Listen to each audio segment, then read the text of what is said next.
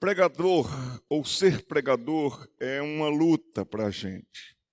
A gente prepara um sermão, a gente estuda um sermão, mas quantas vezes, e os meus colegas aqui já devem ter sentido isso, a gente vem com o sermão pronto, e chega no carro um aquecimento no coração, e isso, por favor, não tomem como irresponsabilidade ou inconsequência. Prega outro sermão. Fala para o meu povo outro sermão. E eu venho estudando já há alguns meses, venho meditando pessoalmente sobre a volta gloriosa de Jesus Cristo. E eu estava analisando que faz tempo que nós não escutamos uma mensagem sobre esse assunto. Faz tempo que você não escuta mensagens na televisão, no YouTube, falando sobre a volta de Jesus Cristo. Ou a nossa reunião com Ele. Ou sobre o fim dos nossos dias sobre a face da terra. Ou estarmos preparados, porque nós somos como uma neblina. Eu já vi neblina causar muitas coisas, por exemplo, em aeroportos e em estradas. Uma neblina fecha um aeroporto. Um grande aeroporto como Nova York ou São Paulo, por causa de uma neblina, tudo pode fechar. Aquela neblina, por um tempo, é impactante, é impressionante, mas depois ela desaparece, ela some e ela não tem poder algum para se manter. A palavra de Deus também nos diz que nós somos como uma neblina. Nós temos uma presença, nós podemos até fazer grandes coisas, nós podemos até fechar um aeroporto. Já pensou se Neymar um dia ele desce no aeroporto internacional de João Pessoa? Fecha o aeroporto de João Pessoa, não é verdade?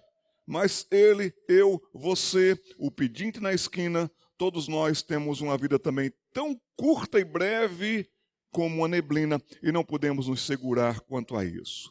Nesta noite eu gostaria de falar sobre por que a morte é um problema tão grande. Se você pensa que você tem problema, então eu quero lhe chamar logo a atenção para o maior deles. Quero dizer para você que você está enganado se você pensa que o seu maior problema é a sua sogra. Ela é um grande problema, mas ela não é o maior problema que você tem. Eu quero dizer para você que o seu grande problema não é uma dívida com o banco. É um grande problema, mas não é o maior problema que você tem. Assim sendo, vamos diretamente para o maior problema que você tem. E então eu faço uma pergunta que eu peço a Deus e eu espero de Deus que nós tenhamos na palavra as respostas. Que não seja aqui o pastor Jader, que não seja você e eu respondendo. Eu acho, eu penso, eu gostaria. Não, vamos fazer uma pergunta e vamos perguntar a palavra de Deus, ao livro de Deus. E que o livro de Deus nos dê a resposta e as respostas. Tome nota se você puder, tome nota dos versos para que você também acompanhe.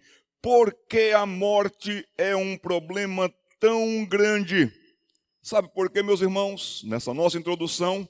Porque todos sabemos o que a morte envolve e o que a morte causa. Basta o aviso. Basta o anúncio, basta um telefonema envolvendo alguém que você convive, que você conhece. Fulano morreu, fulana morreu, e a morte altera tudo, interrompe tudo a partir do seu anúncio. Você deixa o seu local de trabalho e você se dirige para o encontro dos seus familiares. Você estava fazendo uma viagem, você até deve voltar desta viagem que você estava fazendo. Os que ficam agora na família do morto, na família da morta, eles ficam agora tendo que se adaptar a uma nova circunstância, novas situações e momentos nunca antes pensados. Morre o pai da família, e agora como é que fica? Vai ter que ser uma nova adaptação a tudo isso. Morre aquela que era mãe dos seus filhos. Como fica? Uma nova situação e momentos nunca antes pensados. Doeu-me muito o coração, quando o Brasil, mais uma vez, atravessava uma das graves crises com relação aos mosquitos que picavam e traziam uma febre muito terrível e uma morte até hemorrágica, a dengue. Eu estava sentado preparando-me para pregar numa manhã lá em Goiás, quando um senhor e duas crianças estavam do meu lado, sentados ali. Eu sentei entre os irmãos e eles estavam sentados. E aquele homem olhou para mim com seus olhos cheios de água, cheios de lágrimas. E ele falou assim: pastor, e agora o que é que eu faço? Enterrei a minha esposa essa semana por causa de dengue hemorrágica. O que eu faço com essas duas crianças? A morte interrompe tudo. Perguntas surgem a partir dela. E agora? Por que isso foi acontecer? Como será?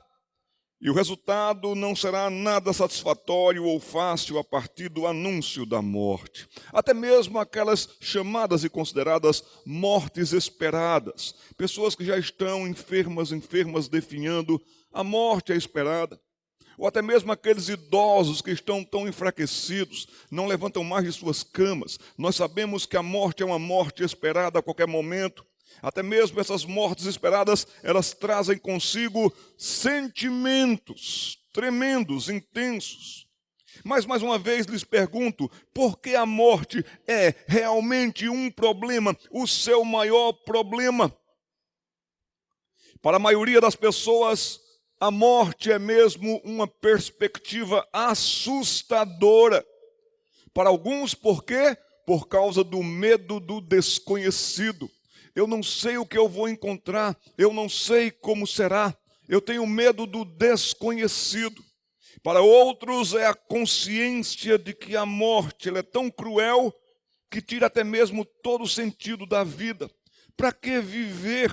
Para que me matar de trabalhar se eu vou morrer? Até mesmo o autor do livro do Eclesiastes dizia isso. Você trabalha, você se esforça, você tem tudo. E depois, assim como morre um animal, como morre um cão, como morre um cavalo, e então vai para debaixo do solo, você também morre e vai para debaixo do solo. Isso deixa a vida tão sem sentido. Um jornalista norte-americano chamado Tom Chivers descreveu: eu estou com muito medo da morte, da minha própria, dos meus entes queridos, de todo mundo. 100 anos depois da minha morte, ninguém saberá quem eu era. Por um acaso você conhece os seus tetravós a fundo? Você poderia dizer que teve um relacionamento com os seus tetravós? Quem foram eles? Já passaram. A história deles passou. Mas também para alguns a morte, o medo dela é porque dizem que ela é o fim. Larry King, um famoso locutor da CNN norte-americana, dizia e disse: meu maior medo é da morte, porque não acho que vou a lugar algum. Mas a palavra de Deus, ela diz exatamente o oposto, e que nós devemos ter medo da morte sim, porque a morte não é o fim. A morte, ela nos leva para um lugar. A morte, ela nos conduz para um lugar que é definitivo. Ela não é o fim. Nós estamos indo para algum lugar. Todos nós, cada um de nós, os nossos avós, os nossos pais, nós e os nossos filhos. E a menos que tenhamos confiado em Jesus Cristo, nós temos tudo a temer. Hebreus capítulo 9, versículo 27, lhe diz e me diz: ao homem está ordenado morrer uma só vez, vindo depois disso o julgamento, o juízo. As pessoas não gostam de admitir isso, mas no fundo cada um de nós tem aquela suspeita de que a sepultura não terá e não será a palavra final e que um dia a justiça será feita para o mundo e para o mundo todo. Esse sentimento interior de que um julgamento vindouro acontecerá, um julgamento para todos e sobre todos, é confirmado e é trazido à tona pela palavra de Deus. E em parte alguma nós encontraremos isso tão claro quanto no último livro da Bíblia. E eu convido você a abrir a palavra de Deus comigo no livro do Apocalipse, capítulo 20, versículos de 11 a 15. Apocalipse, capítulo 20, versículos de 11 a 15.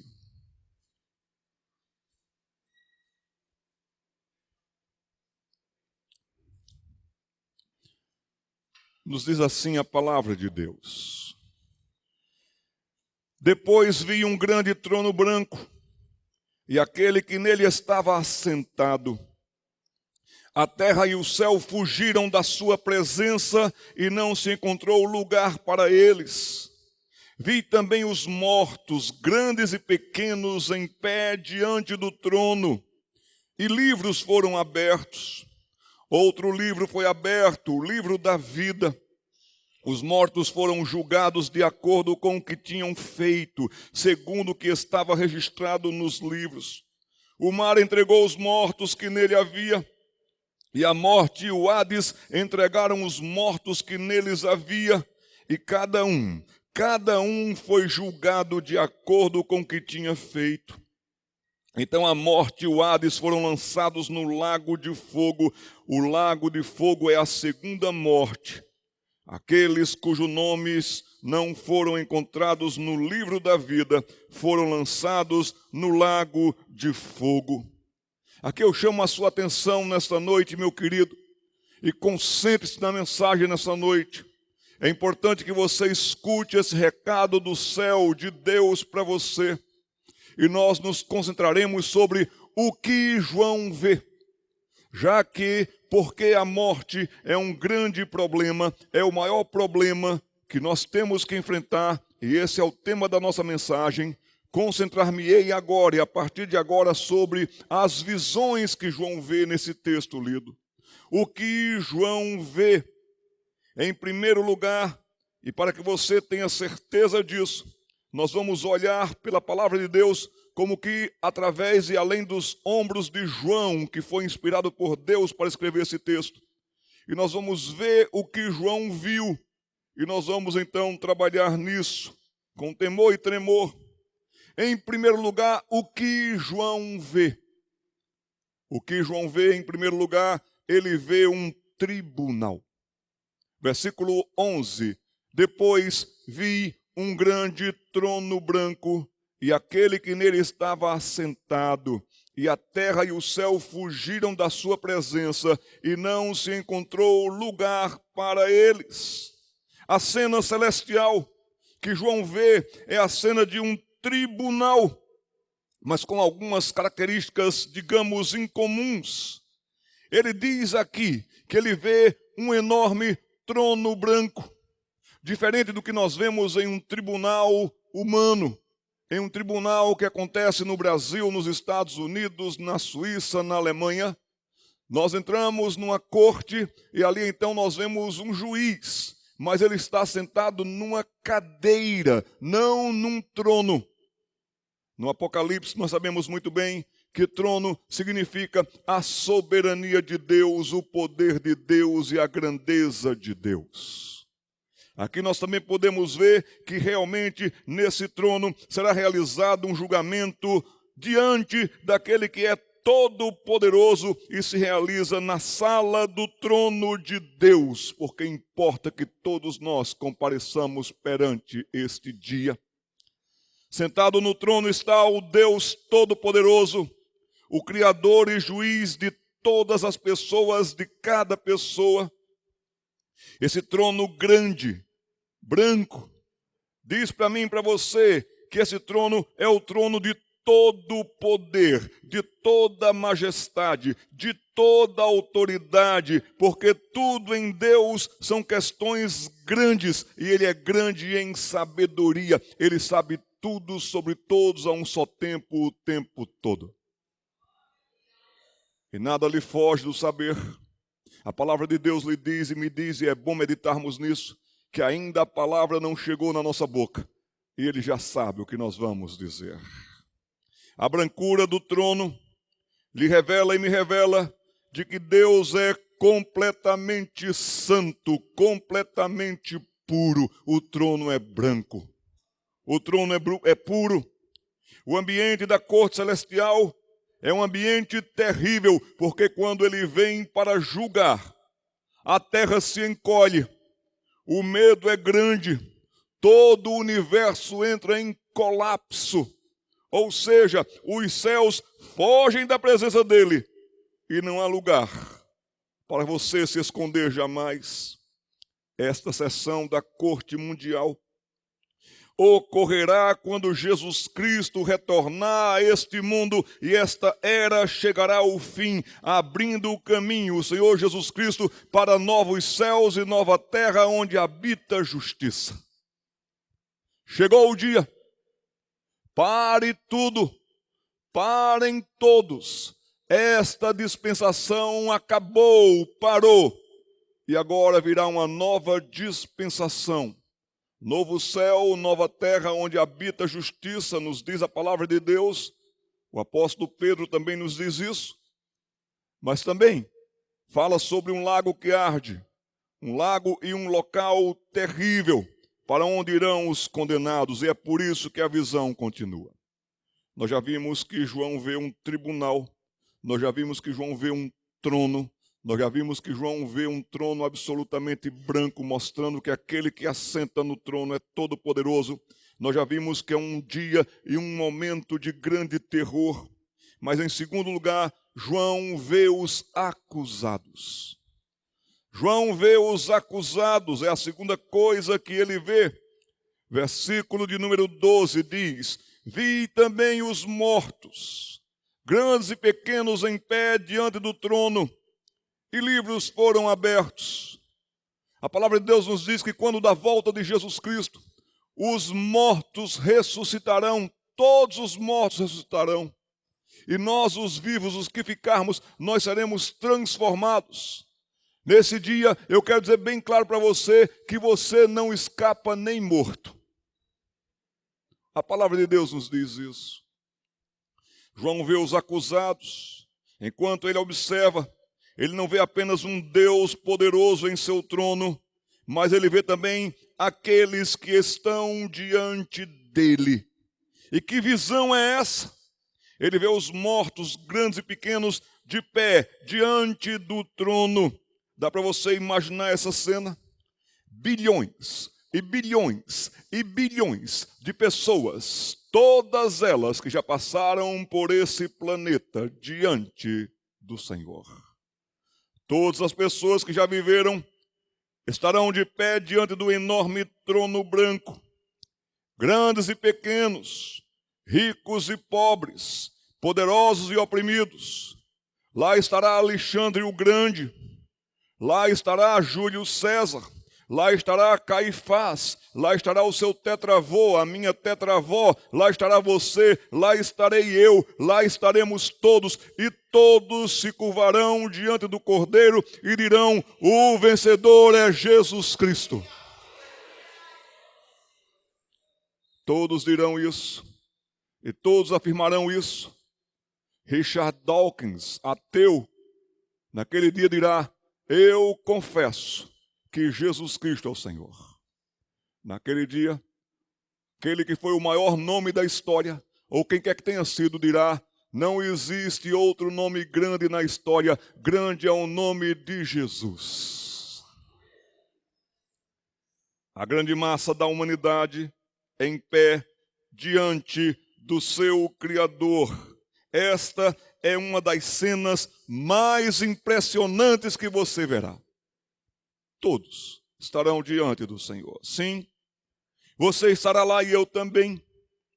Mas não estaremos lá como almas desencarnadas. Todos estaremos fisicamente ressuscitados dos mortos.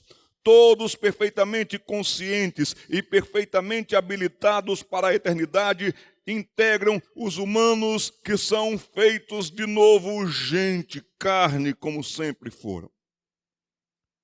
E é tão séria essa situação que a palavra de Deus diz que o mar entregou os seus mortos. E o que neles havia, a morte e o inferno, entregaram os mortos que neles haviam para este grande dia. Versículo 13 nos diz isso. O mar entregou os mortos, o que nele havia, e a morte e o Hades entregaram os mortos que neles havia, e cada um foi julgado de acordo com o que tinham feito. Não importa como as pessoas morreram, todos serão ressuscitados para se apresentar no tribunal no fim dos tempos.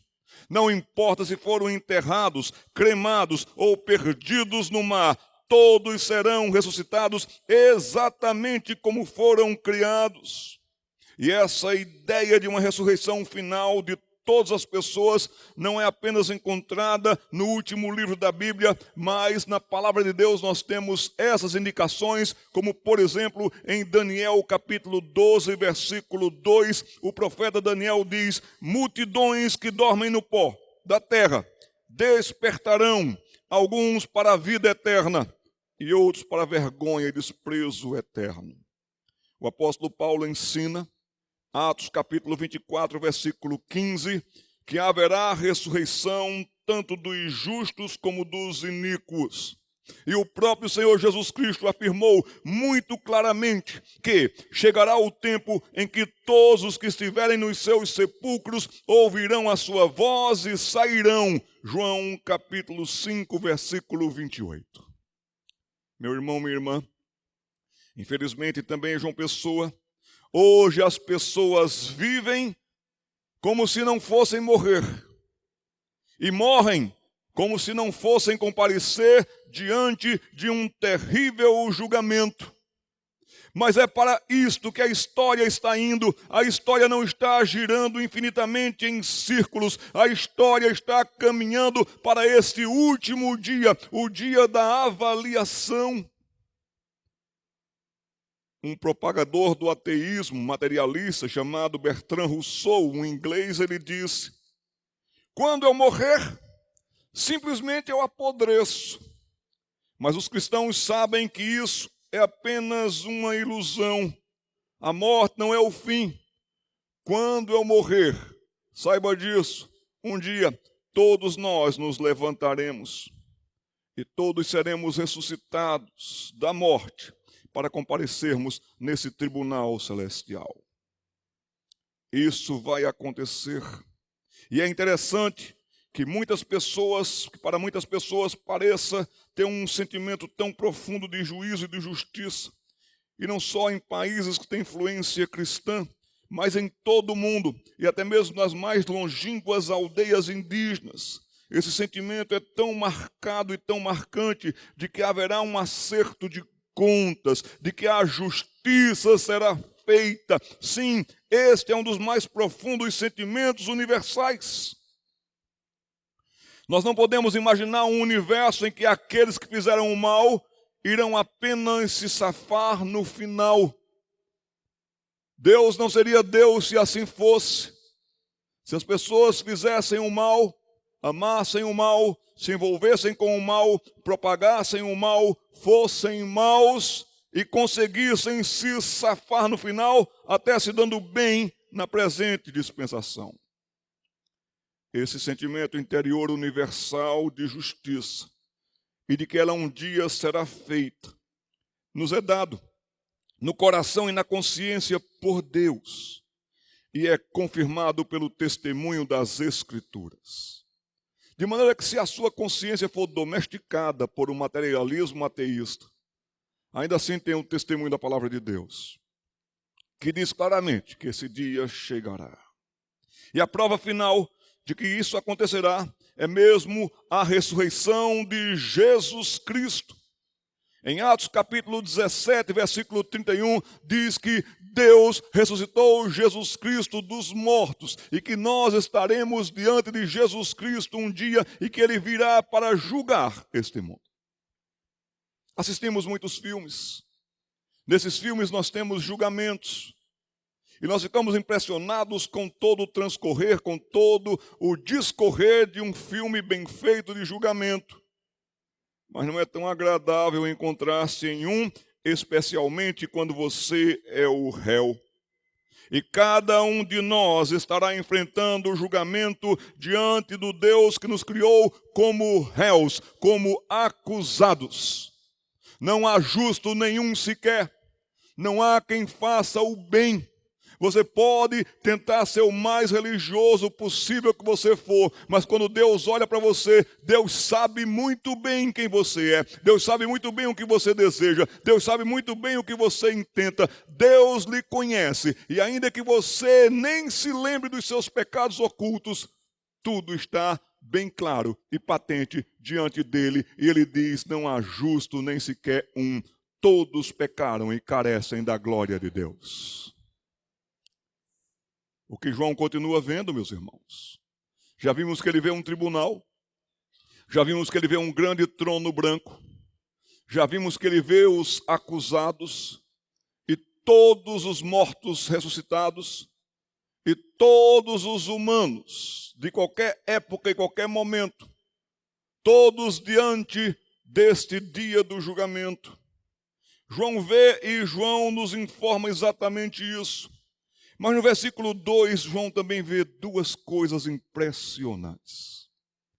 Versículo 12 e versículo 13 também. Vi também os mortos, grandes e pequenos, em pé diante do trono, e livros foram abertos. Outro livro foi aberto, o livro da vida. Os mortos foram julgados de acordo com o que tinham feito, segundo o que estava registrado nos livros. O mar entregou os mortos que nele havia, e a morte e o Hades entregaram os mortos que nele havia, e cada um foi julgado de acordo com o que tinha feito. João vê dois livros. O primeiro livro que João vê, ele tem como que vários fascículos. Ele tem uma quantidade que nós não poderíamos nem pensar em vários fascículos de um livro.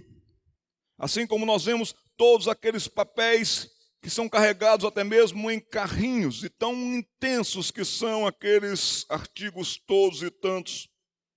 Em primeiro lugar, João vê o livro das ações, o livro das obras. Os mortos foram julgados de acordo com o que eles haviam feito, conforme registrado nos livros, nos diz o versículo 12. E cada pessoa foi julgada de acordo com o que eles haviam feito. Nós somos muito rápidos e, infelizmente, até muito bons em julgar os outros, em apontar e condenar os outros. E quando o crime é explícito, nós até nos enfurecemos e queremos justiça. Nós somos muito rápidos em julgar os outros. Nós somos muito rápidos em observar a vida dos outros. Nós somos muito rápidos em criticar os outros. Há um cântico que eu gosto muito dele, mas que quantas vezes eu e você nós cantamos diferente. Esse cântico diz assim: a começar em mim, quebra corações, para que sejamos todos um, como tu és em nós. E há um pedido a Deus, onde há frieza que haja amor, onde há ódio, perdão. Mas na verdade nós não cantamos esse cântico assim, nós cantamos esse cântico assim: a começar no irmão João, quebra corações, e já que começastes com João, arrebenta Mariquinha também. Bem que Otávio está precisando, e o que dizer de Serafina, e a gente vai julgando todo mundo. Mas nesse grande dia, o julgado é você. E nesse grande dia, tudo o que você fez, tudo o que você disse, tudo o que você pensou, tudo o que você covardemente se omitiu, tudo, nada escapará, e você não terá nem apelação diante do Cordeiro. Nós temos um aparelho aqui que projeta umas imagens aqui. Para sermos bem claros e precisos, acabaram de inventar um aplicativo, e esse aplicativo ele é baixado sem que você queira no seu celular. E sem que você queira, um fio vem e se acopla ao seu cérebro. E sem que você queira, esse aplicativo começa a mostrar os seus pensamentos só da semana que você teve aqui na frente. Quem seria a primeira pessoa a dizer assim: eu quero, pastor, ter os meus pensamentos só dessa semana aqui exposto, meus irmãos? Essa é a grande verdade sobre nós, e graças a Deus que esse aplicativo não existe. Mas se esse aplicativo não existe, é porque os homens não conseguem fazê-lo. Mas eu quero dizer para você que existe um Deus que tem todo conhecimento sobre você. E nada do que você fez, nada do que você disse, nada do que você intentou ficou sem que ele soubesse e percebesse. Deus sabe tudo sobre nós e por isso ele pode dizer assim, condenados. Ele pode nos acusar justamente e ele poderá dizer, ide malditos para o inferno, porque ele tem todo o poder, ele tem toda a sabedoria, ele é totalmente justo e Deus condena pecadores e ai dos pecadores que caírem nas mãos de um Deus irado. Esse livro me acusa, esse livro me condena, esse livro mostra que eu não tenho chance alguma. Este livro mostra o livro das ações. Os mortos foram julgados de acordo com o que eles haviam feito, conforme registrado nos livros. Nós lemos isso no versículo 12. E também diz que cada pessoa foi julgada de acordo com o que elas haviam feito. Ou seja, você e eu não teremos chance alguma. Mas graças de Deus, e graças a Deus, que João também vê um segundo livro, e ele vê o livro da vida. E ele olha para o livro da vida, e ele sabe, e você sabe, e nós sabemos, que o julgamento de Deus será totalmente justo, e justo porque todas as evidências que nos acusam e condenam estarão lá. Não haverá justiça grosseira, porque o julgamento não será baseado em reputação, em aparência, em ouvir dizer. Será julgado pelo critério padrão de Deus, que conhece todos os fatos, todas as intenções, todas as motivações, todas as circunstâncias, todos os fatores. Deus conhece tudo isso. Romanos 2,6 diz que Deus dará a cada pessoa de acordo com o que essa pessoa fez. Seríamos os mais infelizes dos pecadores se só houvesse um livro. E se só houvesse um livro da condenação que revela quem você é e quem eu sou. Eu sou mau. E você é mau. E nós somos podres. Já dentro desse ambiente aqui, e só dentro desse ambiente aqui, já existe pecado suficiente para Deus condenar o mundo e acabar com o mundo. Só aqui dentro. Mas o livro da vida também está presente. Maravilhoso livro. Outro livro, nos diz o versículo 12, foi aberto, que é o livro da vida.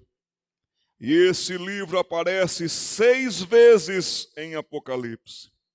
Não desmarque o texto que nós estamos meditando nessa noite, mas veja Apocalipse capítulo 1, versículo 27. Apocalipse capítulo 1, versículo 27 diz sobre a glória de Deus, a cidade que Deus preparou para a gente. Nela jamais entrará algo impuro, nem ninguém que pratique o que é vergonhoso ou enganoso, mas unicamente aqueles cujos nomes estão escritos no livro da vida do Cordeiro.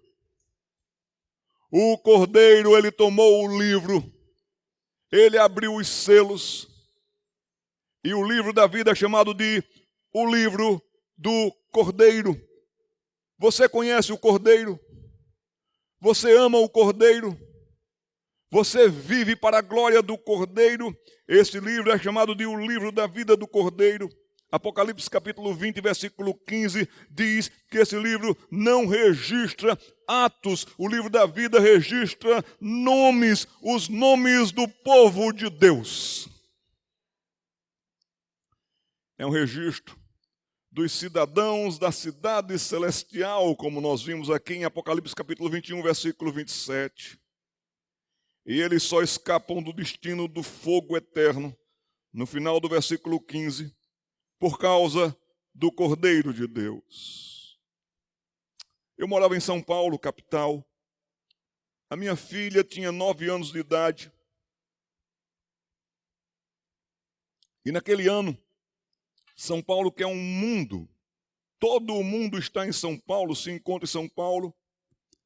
Naquele ano, São Paulo, cidade, comemorava 450 anos de formação, de fundação. E a professora da minha menina disse: vocês devem fazer um trabalho conversando com alguém estrangeiro, com alguém que veio do estrangeiro e assumiu São Paulo como sua cidade, São Paulo como sua pátria, São Paulo como aquela que lhe acolheu. Nós morávamos no bairro do Higienópolis, muitos judeus, e eu pedi para dar uma entrevista para minha filha, como é que chegou no Brasil, como é que veio morar no Brasil, mas não tive muito êxito, até que eu subi no elevador com uma senhora, a minha menina de 9 anos, Fernanda, eu e aquela senhora no elevador. Eu percebi que ela tinha um sotaque com um português muito carregado, e perguntei se ela poderia então dar uma entrevista para minha menina. E ela disse: com muito gosto, eu falarei para sua menina. Marcamos um momento, fomos lá, e na casa dela fomos bem recebidos. Ela era judia polonesa que falava alemão. O alemão era a sua língua, dos seus pensamentos, dos seus sentimentos. E ela muitas vezes ela não conseguia falar em português, então eu tinha que traduzir para a minha menina. E enquanto nós estávamos falando, aquela senhora disse: eu estive em Auschwitz. Eu ia ser morta. A minha família toda já estava no corredor para ser morta na câmara de gás. E eu vi todos os meus parentes morrerem numa ocasião. Eu não morri. Eu não fui para a câmara de gás por causa do meu Redentor. Foi esta a palavra que ela disse. Mas deixa para dar aleluia depois. E eu fiquei curioso e disse: seu Redentor? Ela usou exatamente essa palavra que nós usamos. Quem é o seu Redentor, minha senhora? Que lhe livrou da câmara de gás? E ela disse: Schindler. E eu disse: o quê? A senhora esteve na lista de Schindler? E ela disse: eu estive na lista de Schindler. E Schindler pagou por minha vida. E aquela senhora falava com tanta alegria, com tanto entusiasmo, com tanta reverência sobre Schindler. E ela sempre enfatizava: o meu Redentor, o meu Redentor. E eu fui ficando triste com aquilo. Porque quantas vezes eu não falo do meu Redentor, como aquela senhora falava do Redentor dela. Ela falava com tanta convicção, com tanta gratidão, e quantas vezes eu não falo com gratidão e com convicção daquele que me redimiu. Eu olhei para minha filha, porque eu sabia que aquela senhora não ia me escutar, sabia que ela era judia, e a minha filha, loirinha de olhos azuis, caiu na graça dela, ela ouvia tudo a menina. Disse: Fernanda, nós temos um Redentor, não temos? E a minha menina de 9 anos disse: sim, papai, nós temos um Redentor. E a dona Ina se voltou para nós: como vocês têm Redentor? Vocês não estavam lá, vocês não estavam em Auschwitz, vocês são muito novos. Dona Ina, nós temos um Redentor. E nós vamos falar para a senhora sobre o nosso Redentor. A senhora pode deixar a minha filha falar do seu Redentor para a senhora? Fernanda, quem é o seu Redentor? Ela disse: o meu Redentor é Jesus Cristo.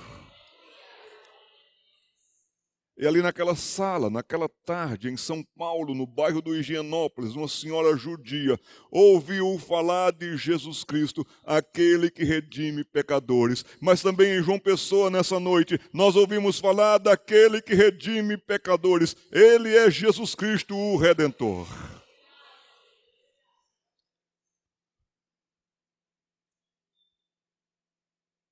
Outros versículos do Apocalipse nos falam como nós podemos colocar o nosso nome, como nós temos o nosso nome e como nós poderemos ter o nosso nome escrito no livro da vida. Apocalipse capítulo 1, versículo 5. Nós lemos o seguinte: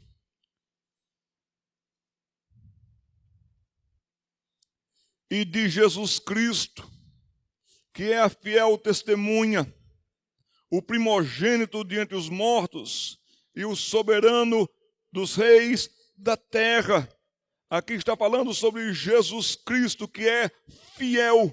Jesus Cristo, que ressuscitou dos mortos. Jesus Cristo, que é o soberano dos reis da terra. E se Ele é tudo isso, e o texto sagrado nos diz no versículo 5 também, que Ele nos libertou dos nossos pecados pelo seu sangue. Apocalipse capítulo 7, versículo 14, diz que pessoas lavaram as suas vestes e as branquearam no sangue do Cordeiro. e para que você tenha o seu nome escrito no livro da vida. Um dia na história, no nosso tempo, num ponto geográfico, em Israel, na Palestina, um homem foi levantado numa cruz, e ele era o Cordeiro de Deus que tirava e tira o pecado do mundo. E Jesus Cristo, o justo, ele foi ferido por Deus, o castigo que nos traz a paz, ele tomou sobre si, e pelas suas pisaduras nós fomos sarados. Você conhece o Cordeiro, porque você conhece a história. E a história diz que houve um homem chamado Jesus que morreu numa cruz. Mas você conhece Jesus Cristo, o Filho de Deus? Você conhece aquele que sofreu as dores, as mais terríveis, não só de uma morte física, mas ele sofreu toda a ira de Deus. Deus despejou toda a ira dele em Jesus Cristo. E Deus virou o rosto para Jesus. E ele mesmo clama e grita no Calvário: Deus meu, por que me desamparaste? Por causa da sua história, por causa da sua vida suja, por causa da sua vida pregressa, por causa de você e por causa de mim. Jesus Cristo, ele pega os nossos pecados e ele leva sobre si os nossos pecados. E ele é tão puro, ele é tão santo, ele é tão perfeito, que quando ele diz assim: eu pago por ele, eu pago por ela, eu faço a reconciliação. Quando ele dá o último brado dele, ele diz: está consumado, não se deve mais nada, está limpo. Ele morreu e ele ressuscitou. A palavra de Deus nos diz em Romanos que Jesus morreu pelos nossos pecados. E essa mesma palavra ele diz e me diz que ele ressuscitou para a nossa justificação. E a palavra de Deus também nos diz em Romanos que quem está em Cristo, quem o conhece, quem dele é, quem se arrependeu dos seus pecados, quem nele crê e quem nele anda, já agora nenhuma condenação há. E aquele grande dia será um grande dia de encontro, de reencontro. Eu lhe pergunto, meu querido e minha querida, o seu nome está listado nesse livro da vida? Ele pode estar listado, quem sabe, no hall de membros dessa igreja, mas não no livro da vida. Você pode ser até filho de crente e continua sendo cretino. Você precisa vir com os seus pecados a Jesus Cristo. Você precisa se arrepender dos seus pecados conscientemente e dizer: ó Deus, tem misericórdia de mim, pecador. Talvez seu nome acaba de sair nos jornais, nas colunas sociais. Ou quem sabe o seu nome está no topo de um prédio, de uma enorme empresa, de um conglomerado. Quem sabe seu nome até entrou para a história nos livros de história, mas nesse grande dia, nada disso importa se o seu nome não foi encontrado no livro da vida naquele último dia. Por outro lado, seu nome e o meu nome podem nunca ter causado qualquer impacto nesse mundo. Seu nome e o meu nome podem rapidamente ser esquecidos quando formos embora daqui. Mas nada disso também importa se o nosso nome estiver escrito no livro da vida. E se é isso, e se você tem consciência, convicção e fé de que o seu nome está escrito no livro da vida, então para nós hoje é motivo de gratidão a Deus. Para nós hoje é motivo de alegria hoje. E amanhã, quando acordarmos, por favor, tenha esse primeiro pensamento: o meu nome está escrito no livro da vida. A sentença, os que não tiveram seu nome escrito, porque João também viu a sentença, esses irão para o lago de fogo. Versículo 14, no finalzinho, diz que o lago de fogo é a segunda morte. Os medievais pintavam um lago como uma lava, como um vulcão incandescente. Mas isso ainda é muito pouco para ilustrar as dores terríveis de um inferno sem fim. Fogo significa o justo juízo da ira de Deus. E terrível coisa será as pessoas viverem para todo sempre, porque sim, viverão, terão os seus corpos ressuscitados e prontos e preparados para toda a eternidade, sem glória no inferno. Isso será terrível. Versículo 15, eu encerro com isso. Aqueles cujo nome não foram encontrados no livro da vida foram lançados no lago de fogo de todo o justo julgamento de Deus e passarão toda a eternidade se lamentando, entristecidos e apavorados, sem mais nenhuma chance. Que chance nós temos hoje? Que bênção nós temos hoje? Eu não sei se você veio a esta igreja convidado por alguém. Eu não sei se você pensou sobre a sua vida e sobre a sua morte e sobre a sua eternidade. Eu não sei. Mas o meu desejo para você, meu querido, minha querida, é que se essa mensagem lhe trouxe advertências para a salvação, se arrependa hoje e venha a Cristo. Se arrependa dos seus pecados e diga: Senhor, tem misericórdia de mim, estou consciente, convicta dos meus pecados. E, ó Deus, tenha misericórdia de mim, eu clamo pelo sangue de Jesus Cristo para a minha vida. E se você fizer isso, haverá perdão e salvação para a sua vida.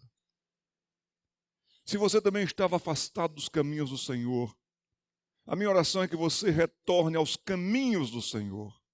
Retorne a andar como um santo de Deus, uma santa de Deus, como alguém que sabe e é grato por ter o seu nome escrito no livro da vida, porque sabe que custou a morte de Cristo. É assim que eu desejo para vocês. Nós nunca saberemos quando acontecerá a nossa morte, mas sabemos que ela acontecerá. Não a desejamos, mas sabemos que ela já flertou conosco algumas vezes, que a morte já colocou os seus olhos sobre nós algumas vezes. Então que nós tenhamos uma história bonita para a glória de Deus, como a de alguém que tem o seu nome escrito no livro do Cordeiro. E eu encerro com uma história que aconteceu comigo. Eu não consigo contar essa história, eu só consigo ler essa história que escrevi sobre uma ovelha minha, em Pernambuco, que faleceu vítima de um assalto.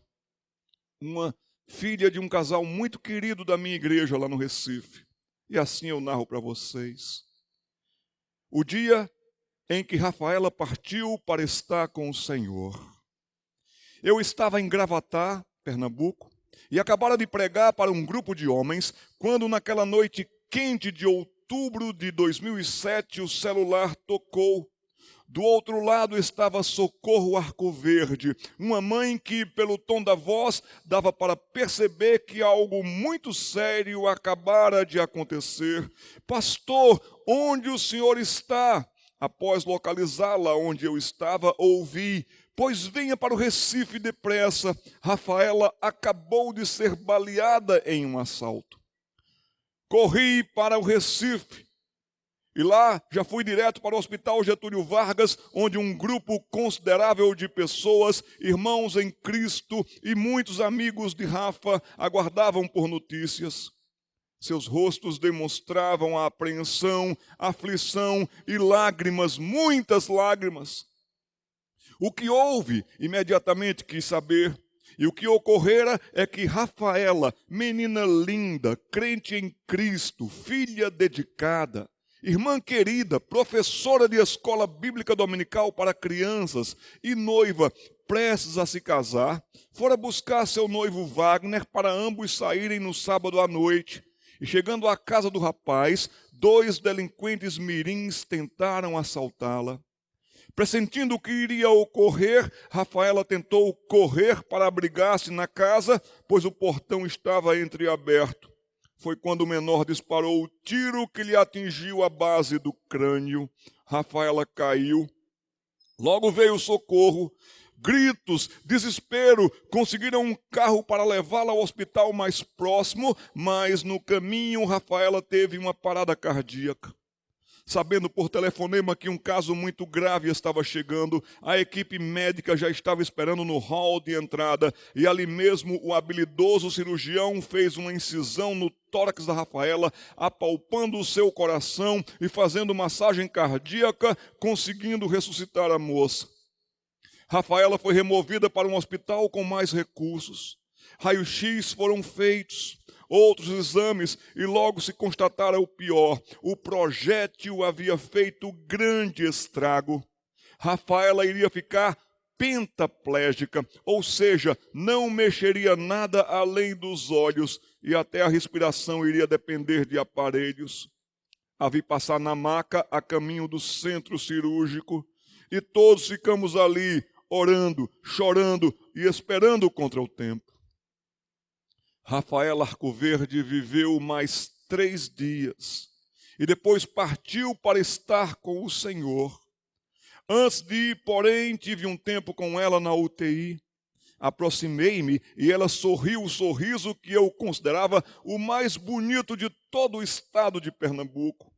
Eu não sabia o que dizer, mas o que eu disse foi a realidade e também citei para a moça a palavra e as promessas de Deus. Eu lhe disse baixinho ao ouvido: Rafa, querida, você sabe que o seu estado é muito grave. E ela, que estava consciente o tempo inteiro, assentiu piscando os olhos e eu continuei. Mas sabe, Rafa, nada do que possa nos acontecer ou vier a ocorrer nesse mundo poderá nos separar do amor de Deus que está em Cristo. E quando mencionei os santos nomes de Deus e de Cristo, Rafaela abriu um sorriso como eu nunca vira em toda a minha vida alguém se alegrar tanto em Deus, seu Salvador. E ela piscou os olhinhos com mais força e ânimo, enquanto sorria, e uma lágrima descia por sua face. Passei a mão por seus cabelos e lhe disse: minha menina, vamos cantar um hino de louvor a Jesus nesse exato momento? Reclinei a cabeça mais ainda, encostei a boca no seu ouvido e cantei baixinho para ela: em nada ponho a minha fé, senão na graça de Jesus, no sacrifício remidor, no sangue do bom Salvador. A minha fé e o meu amor estão firmados no Senhor, estão firmados no Senhor. Cantávamos ali, ela e eu. Da minha boca saía voz trêmula e baixinha, dos seus lábios um sussurro inaudível, mas real, palavra por palavra, cantando comigo cada estrofe desse maravilhoso hino. Sim, cantamos juntos e louvamos ao Senhor pelo que Ele nos fez. Garantiu a nossa vida eterna no céu. E oramos ao Deus Todo-Poderoso. Falei ainda com Rafaela sobre as outras maravilhosas promessas da palavra e sobre o céu que Jesus nos preparou. E a tudo Rafa piscava com segurança e muitos e expressivos sorrisos de segurança e confiança.